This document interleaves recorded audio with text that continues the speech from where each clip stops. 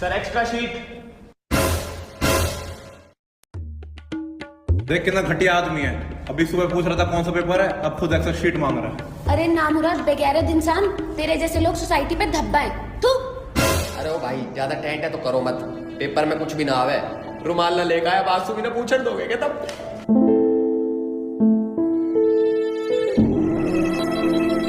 अरे राम, मेरा तो जिंदगी बर्बाद हो गया। अब मेरा बापू मुझे बर्तन की दुकान में काम करवाएगा। अरे भाई तुम मेरे को पूछी मत, मेरे बाप ने तो बैल भी बेच दिया। बैल बेच दिया? वो क्यों? अब खेत में बैल की जगह मुझे जोतेगा।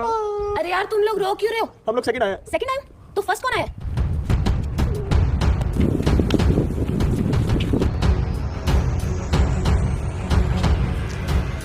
इन कागज की शीटों के पीछे मैं अपना दिमाग खराब ना करे करूं। तेरे तक कही थी ना रिजल्ट के टाइम पा जाइए। ये कैसे हुआ?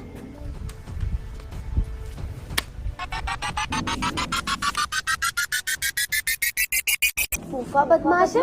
ਜੰਗਾਂ ਵਿੱਚ ਇਹ ਜਿਉਂਦੀ ਮਿੱਠੀਏ ਤੇ ਲਾਏ ਜਿਹੜਾ ਚੁਆਉਂਦਾ ਤੇਰਾ ਯਾਰ ਨਹੀਂ